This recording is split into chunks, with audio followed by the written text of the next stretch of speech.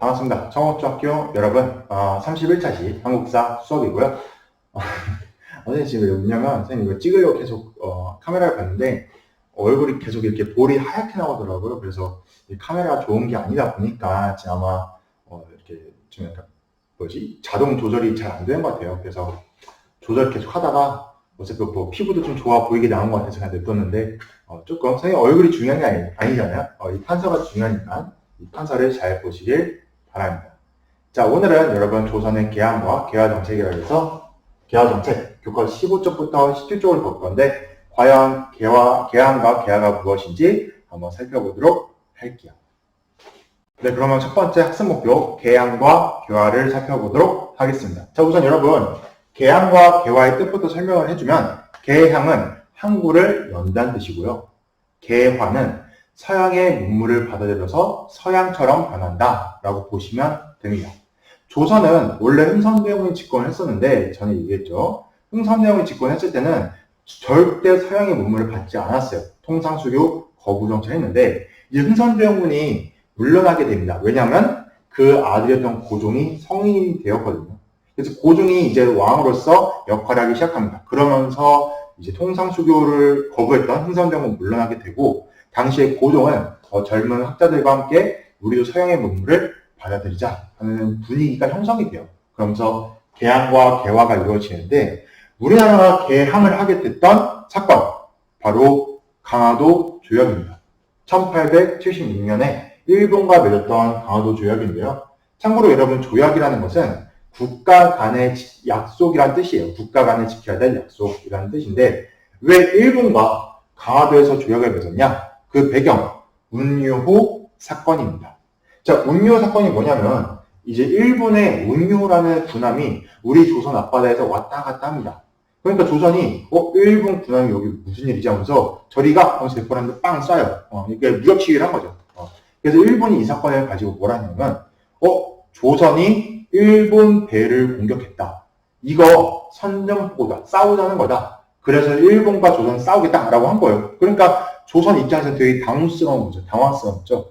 쟤네 배가 우리나라 해안선에 왔다 갔다 하기를 위협사격했는데 이거 가지고 전쟁을 하자니 하면서 전쟁을 하지 말자라고 한 거예요. 그래서 일본이 그럼 조선 전쟁을 니네가 원하지 않는다면 우리랑 조약을 맺어라 라고 해서 어떻게 하다 보니까 조약을 맺게 된 거죠. 그러니까 여러분 여기서 중요한 교훈이 하나 있는데 뭐든지 그 전문 지식이 부족하면 이건 약간 진짜 일본한테 어떻게 보면 뒤통수를 당한 사건이거든요. 사기를 당한 거죠, 어떻게 보면. 일본의 이런 운요 사건, 자기들이 벌인 사건에 의해서 억지로 끌려와서 조약을 맺게 되었는데, 그 내용도 보면 여러분 정말 어이가 없습니다. 자, 어떤 내용이 있는지 한번 볼게요. 첫 번째, 항구를 개항한다. 이건 당연한 거죠. 조선과 일본의 개항을 열어서, 문을 열어서 일본으로부터 서양의 물건들을 사고 팔게 되었습니다. 그래서 일본 상인들과 교류할 수 있게 항구를 열었습니다. 그리고 두 번째, 해안 측량권을 일본에게 줬어요. 이거는 정말 어이없는 것입니다. 왜냐하면 해안 측량권, 우리나라의 해안의 높낮이, 즉 이 수심이 얼마큼 깊은지를 일본이 마음대로 측량, 다 재고 다닐 수 있습니다. 이렇게 되면 어떤 일이 벌어지냐? 훗날 일본이 조선을 공격할 때 어떤 바다로 들어가야 안전한지 그 바닷길을 다 알 수 있는 거예요. 여러분 지금도 군부대가 어디에 위치했는지는 국가 비밀이에요. 왜냐하면 군부대가 어디 있는지 알면 우리나라 군사정보잖아요.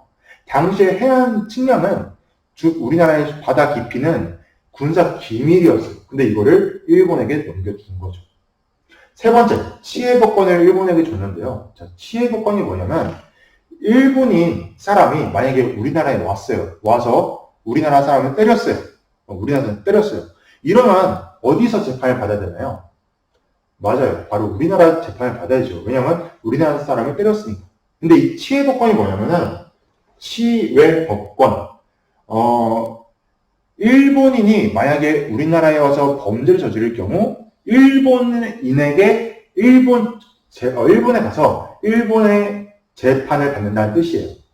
그렇게 되면 어떻게 된 일이 벌어지냐? 일본이 우리나라에서 마음껏 불법을 저질러도 다시 일본에 가서 재판을 받을 때는 무죄 판결을 받거나 그 죄가 좀 감염돼서 재판을 받게 되는 거죠. 이런 식으로 말도 안 되는 내용을 여기 집어넣습니다. 좀 어려운 용어예요. 치해법권 잘 기억하셔야 돼요. 이해가 안 되는 친구는 교과서 15쪽 잘 보시면은 어떤 나라 안에 머물면서도 그 나라 법적 적용을 받지 않는 권리, 즉 일본인이 우리나라에서 마음대로 범죄를 저질러도 우리나라에서 재판을 받지 않고 일본에 가서 재판을 받는다. 그렇게 보시면 됩니다. 이렇게 말도 안 되는 내용이 들어간 게 바로 강화도 조약인데요. 그래서 의의와 한계를 살펴보면 강화도 조약의 의의는 그래도 나름 최초의 근대적 조약입니다. 자, 근대라는 뜻은 이제 오늘날 봤을 때 국가와 민족이 어느 정도 형성됐다 그 뜻인데, 그러니까 이때부터 약간 세계적으로 봤을 때 세계화가 되면서 국가들끼리 야 이런 건 지키자라고 해서 약간 국가와 민족의 정서가 좀 형성이 되거든요. 19세기를 이제 근대 국가라고 보는데, 그러니까 최초의 근대적 국가. 이때 약간 우리나라와 일본이 근대적으로 맺은 최초의 조약이다. 즉 국가와 국가 간에 맺은 최초의 근대적 조약이다. 그래서 세계적으로 봤을 때도 약간 세계적으로 인정이 됐던 조약이다. 그래서 약간 우리나라도 드디어 세계화 시대에 뛰어들었다라는 의의가 있지만 한계, 매우 불평등이다. 왜냐하면 일본에게 우리나라의 군사기밀을 넘겨줬고 일본인을 함부로 판결할 수 없는 치해법권. 그래서 이런 불평등 조약을 남겼는데, 또 안타까운 거는 이 이후로 미국, 프랑스, 독일 등과 서양과 이제 교류를 하기 시작합니다. 우리나라도 이제 서양과 계약을 하는데 여전히 이런 치해법권적인 권리를 먹습니다. 계속 불평등 조약을 맺어요. 왜냐하면 우리나라는 이게 무슨 내용인지 몰랐던 거죠. 일본인이 와서 잘못을 했는데 일본이 잘못했는데 일본 가서 재판받아? 당연한 거 아니야? 이런 식으로 그때 이 국제법이라는 걸 잘 몰랐습니다. 우리나라는. 그래서 여러분 공부를 해야 되는 이유가 이런 거예요. 당시의 조선은 국제법, 국제 간의 관계, 국제 근대 국가끼리의 관계를 잘 몰랐어요. 국제정세에 어두웠습니다. 그러니까 이렇게 일본이 하라는 대로 도장을 같이 찍었던 거죠. 그래서 여러분 정말 공부해야 되는 이유는 이러한 일을 두 번 다시 당하지 않기 위해서는 나 스스로가 똑똑해야 되고, 우리 국가가 정말 잘 나가기 위해서는 우리 국민이 이러한 두 번 다시 이런 어처구니 없는 불평등 조약을 맺지 않도록 노력을 해야 되죠. 그래서 여러분도 정말 사회생활 한순간 모든 것은 내가 책임을 져야 돼요. 내가 책임을 져야 되기 때문에 항상 공부를 하고 사기를 안 당할 수 있도록 그러한 지식과 기반이 탄탄해야 됩니다. 그래서 오늘 이 강화도 조약의 약간 교훈은 그런 겁니다. 내가 스스로 똑똑해야 된다. 내가 스스로 알아보고 좀 약간 이런 불평등 조약, 불평등 관계에 빠지지 않도록 노력해야 된다라는 점 기억하면서 그럼 개화에 대해서 알아보도록 할게요. 자, 이렇게 일본과 강화도 조약을 맺어서 일본으로부터 이제 서양의 문물들을 받아들이기 시작합니다. 그리고 이 강화도 조약 이후에도 계속해서 미국, 독일, 프랑스 등 서양과 교류를 하기 시작하거든요. 그러면서 서양의 문물이 드디어 본격적으로 우리나라에 들어오면서 당시의 젊은 학자들을 중심으로 서양의 문물을 봤더니 정말 배울 점이 많더라. 우리나라도 서양처럼 발전을 해야 된다라고 해서 개화 정책, 서양의 문물을 받아들여서 서양처럼 변하겠다라는 정책을 펼칩니다. 그래서 어떻게 개화 정책을 추진해 나가는지 자세히 한번 보도록 할게요. 우선 고종이 연구를 합니다. 어떻게 하면 서양의 문물을 이걸 어떻게 쓸 수 있을까? 한번 너네가 일본과 중국이 우리보다 먼저 서양과 교류를 했으니까 가서 그들이 어떻게 발전했는지 한번 봐라. 해서 일본의 수신사 그리고 조사 시찰단을 파견해서 일본이 얼마만큼 발전을 했는지 탐구를 합니다. 그리고 중국에는 영선사를 파견해서 한번 중국에 가서 신신무기라든지 공장이라든지 한번 연구를 해라. 그래서 영선사를 파견했는데요. 그렇게 해서 이들이 연구하고 돌아와서 만든 기구, 그런 동시에 또 만든 기구, 개화 정책을 모조리 다 총괄하는, 그러니까 어떻게 보면은 최첨단 그런 과학기술을 연구하는 그런 연구소로 통리기무아문이라는 관청을 만듭니다. 여기에 젊은 학자들을 배치시켜서 어떻게 하면 서양의 문물들을 잘 사용할 수 있을지 여기서 이제 연구하고 개화 정책을 추진하는 그런 기구를 만들었고요. 동시에 병인양요와 식량을 겪으면서 서양의 무기가 얼마큼 센지 우리가 다 경험했잖아요. 그래서 서양의 무기를 받아서 새로운 군대를 만듭니다. 신식 군대 별기군을 만듭니다. 그래서 이 별기군은 정말 양반들의 자재로 구성이 되어 있는데요. 최첨단 무기를 무장한, 그리고 최신식 무기에 맞는 훈련을 하는 신식 군대 별기군이 만들어집니다. 참고로 여러분, 별기군은 이름 잘 기억하셔야 돼요. 왜냐면 좀 이따가 이모군란이라는 걸 배울 텐데 그 이모군란과 관련이 되어 있습니다. 그래서 당시에 조선이 개화 정책으로 신식 군대 별기군을 만들었다. 잘 기억하시면 됩니다. 자, 그럼 두 번째 학습 목표, 개화 반대의 움직임을 살펴보도록 하겠습니다. 우선, 그러니까 앞에서 얘기했듯이 강화도 조약을 맺었고, 당시에 이제 고종이 집권을 하면서, 고종도 이 개화 정책, 서양의 문물을 받아들이는 것에 대해 굉장히 좀 긍정적인 편이었어요. 그래서 이제 개화 정책을 펼쳤는데, 여기에 반발하는 움직임이 있었습니다. 첫 번째, 바로 위정척사 운동인데요. 자, 한번 잘 보세요, 여러분. 위, 지킬 위자, 정, 바를 정자입니다. 즉, 바른 것을 지키고, 척, 배척한다. 사악할 사자예요. 즉, 사악한 것을 배척한다. 과연 여기서 말하는 바른 것을 지키고, 사악한 것을 배척한다. 여기서 바른 것과 사악한 것은 무엇일까요? 한번 알아보도록 할게요. 자, 당시에 이 개화 정책을 펼치니까 양반과 유생들이 반발합니다. 왜냐?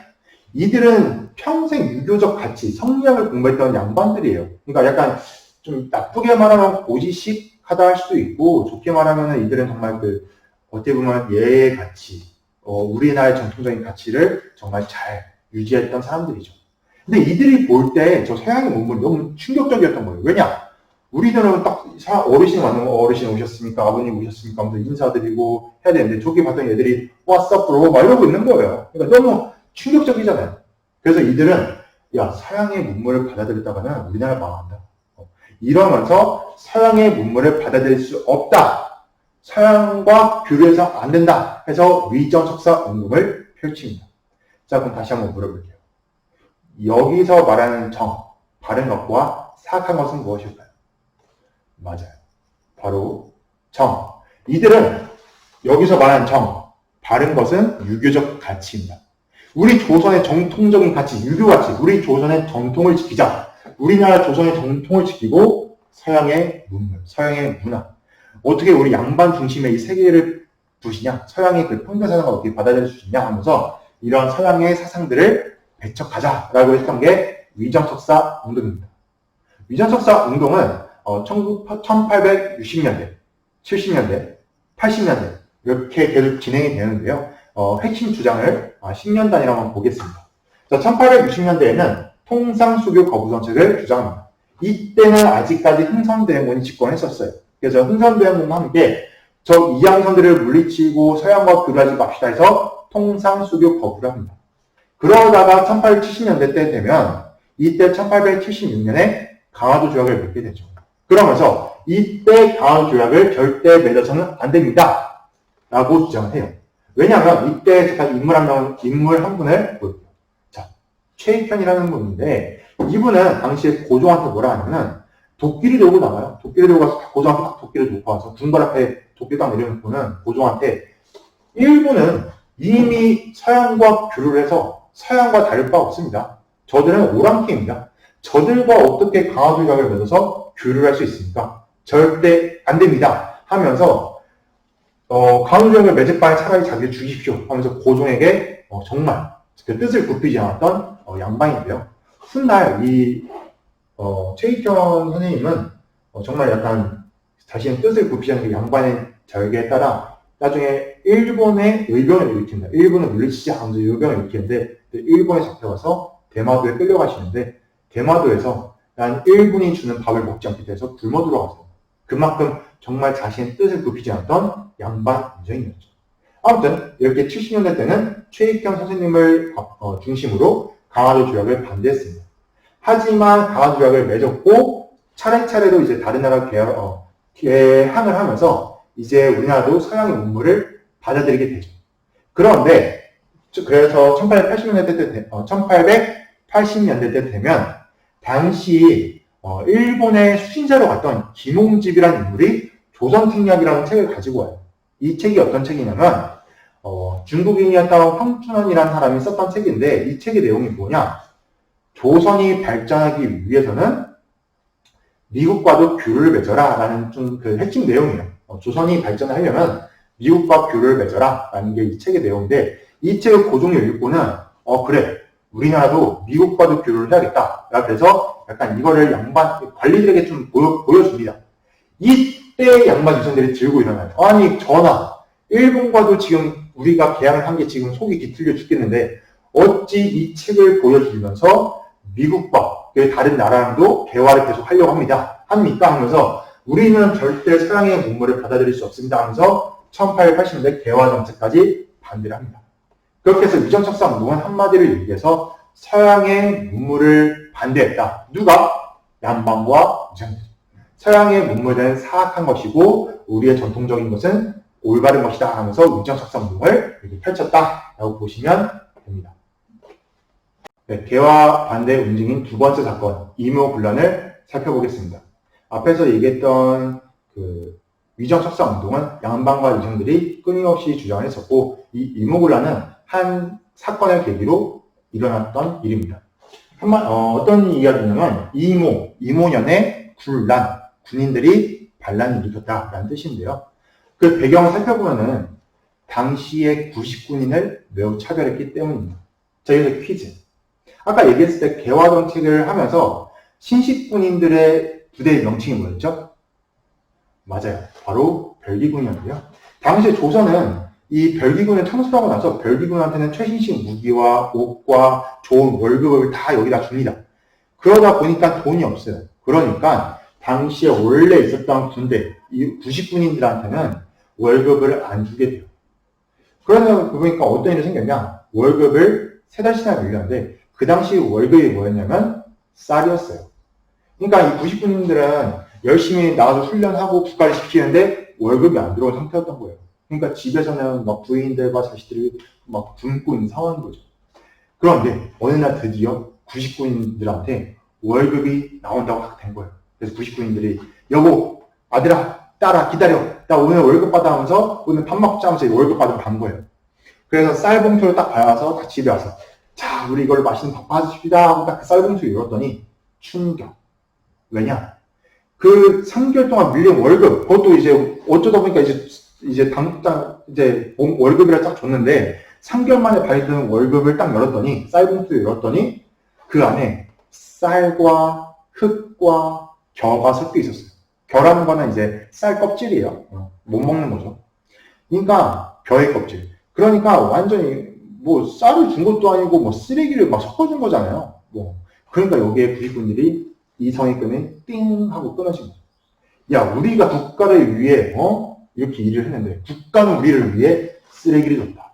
야, 이거 우리 이렇게 차별받고 못 살겠다 해서 들고 일어납니다. 근데 이들이 공격 대상이 어디였냐? 바로 첫 번째, 일본 공사관이었습니다. 당시 일본인들이 일하는 공사관, 지금 치면 뭐 외교부 같은 데죠. 그러니까 그 대사관이 있는 거죠. 그래서 일본인들이 일하는 이 공사관을 공격합니다. 그래서 일본인들아 물러가라. 너네 때문에 우리나라 뭐 개화 정책하고 뭐 별기구 만들고 했는데 니네 물러가 하면서 막 공격을 합니다. 그리고 이들의 공격 타겟 두 번째, 명성황후였는데요. 그 당시에 고종의 부인이었던 민비가 약간 고종과 함께 개화 정책을 많이 추진해 나갔어요. 개화 정책을 매우 많이 추진해 나갑니다. 그러니까 이들의 구식군인 눈에는 저 민비가 집권을 한 이유, 그러니까 고종과 민비가 집권한 이유로 저 민비가 개화 정책을 추진하는 데 앞장서고 있다. 저 명성황후를, 그러니까 그 당시에 민비였죠. 저 민비를 몰아내자 하면서 민비를 공격합니다. 그래서 민비가 빠르게 도망을 가요. 민비가 도망을 가는데 그때 민비가 도망을 가서 청나라한테 도움을 요청합니다. 지금 조선에서 이모군란이 일어났습니다. 도와주세요 해서 청나라 군대가 조선에 들어와서 이걸 진압합니다. 그러면서 그 결과, 이모군란 결과가 뭐였냐면 좀 중요해요. 이 결과는. 이모군란의 결과. 바로 청의 간섭이 심해졌습니다. 자, 우리 청나라 군대가 조선을 도와줬다. 그러니까 조선, 다시 민비랑 고종 우리가 살려줬으니까 너네 우리 말 잘 들어 하면서 청의 내정 간섭이 더 심해졌고요. 동시에 일본 공상을 불태웠잖아요. 그래서 일본이 당시 조선과 재물포 조약을 맺습니다. 자, 재물포 조약이 뭐냐면, 자, 너네 군대가 우리나라 공사가 불태웠다. 이거 배상해라. 해서 당시에 조약을 맺고 어떤 약속이냐? 첫 번째, 일본에 배상을 해라. 우리 공사가 불타고 일본 사람 죽었는데 이거 배상해라. 두 번째, 지금 너네 군대가 또 언제 일본이 공사가 불태울 수 있지 않냐? 우리나라 공사관은, 우리나라 대사관은 우리나라 지키겠다. 일본이 군대가 조선에 머물 수 있게 이 조약으로 결정됩니다. 그래서 당시에 재물포조약과 청나라의 내정 간섭이 심해졌다면서 이게 이모군란의 결과인데 결과 잘 기억하시면 됩니다.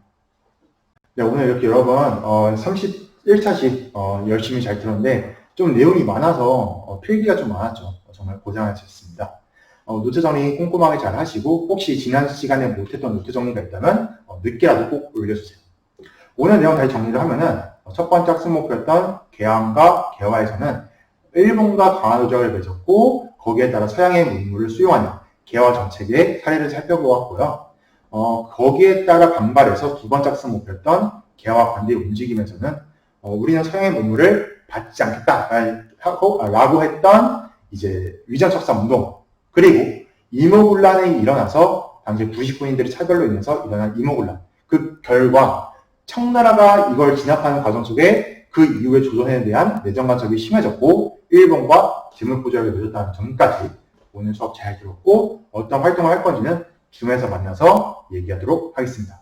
정말 수고 많았습니다, 여러분. 감사합니다.